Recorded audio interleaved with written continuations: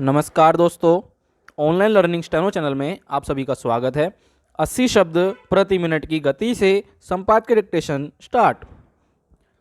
शहरों का विकास और प्रबंधन अर्थव्यवस्था को गति प्रदान करता है, इसलिए हर सरकार का प्रयास होता है कि शहरों की बुनियादी सुविधाएं बेहतर बनाने के साथ साथ उन्हें व्यापारिक वाणिज्यिक गतिविधियों के लिए सहज और सुलभ बनाया जाए।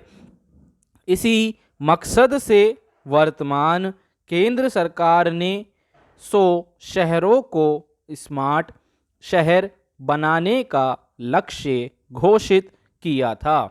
इस मामले में कितने शहर अपने लक्ष्य की दिशा में कहां तक आगे बढ़ पाए हैं, उसे नीति आयोग के ताज़ा सर्वेक्षण से समझा जा सकता है। नीति आयोग ने सतत विकास लक्ष्य के आधार पर शहरों के सूचकांक जारी किए हैं। इसमें शिमला, कोयम्बटूर और चंडीगढ़ सहित 10 शहर अव्वल हैं, तो धनबाद, ईटानगर और मेरठ सहित 10 शहर फिसड्डी घोषित किए गए हैं। इस सर्वेक्षण में कुल 56 शहरों को लिया गया, जिनमें से 44 शहरों की आबादी 10 लाख से अधिक है और 12 शहर विभिन्न राज्यों की राजधानी हैं, जिनकी आबादी 10 लाख से कम है। 100 अंकों के आधार पर किए गए शहरों के इस मूल्यांकन के लिए स्वास्थ्य एवं परिवार कल्याण विभाग, राष्ट्रीय अपराध रिकॉर्ड ब्यूरो, शिक्षा के लिए एकीकृत जिला सूचना प्रणाली सहित विभिन्न मंत्रालयों के पोर्टलों से आंकड़े एकत्र किए गए। इस मूल्यांकन से पता चलता है कि जिन शहरों ने 100 के आसपास अंक हासिल किए, वे 2030 तक सतत विकास लक्ष्य को हासिल कर चुके हैं, जबकि 0 अंक का मतलब है कि वे शहर लक्ष्य से काफ़ी दूर हैं। जाहिर है, इससे नीति आयोग को उन शहरों के प्रशासन और संबंधित सरकारों पर विकास लक्ष्यों की तरफ बढ़ने की दिशा में प्रयास के लिए दबाव डालने में मदद मिलेगी। छिपी बात नहीं है कि अब देश की बड़ी आबादी शहरों की तरफ भाग रही है। गांव खाली हो रहे हैं। कृषि पर लोगों की निर्भरता लगातार कम हो रही है। जहां खेती की गुंजाइश पहले ही कम है, जैसे पहाड़ी इलाके, वहां से पलायन बहुत तेजी से हुआ है। ऐसे में शहरों को लोगों के रहने और रोजगार के लायक बनाना भी सरकार का दायित्व है।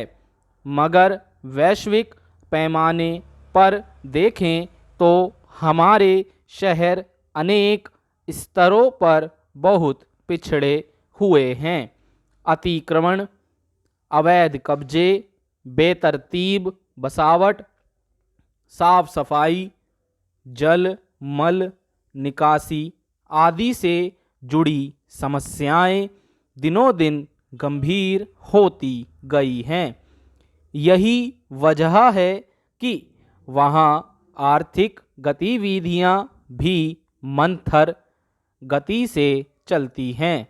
ज़्यादातर लोग पारंपरिक पेशों से जुड़कर जैसे तैसे गुजारे लायक कमाई करके संतोष कर लेते हैं, जबकि अर्थव्यवस्था के तेज विकास के लिए नए उद्यम और बाजार के विस्तार की ज़रूरत है।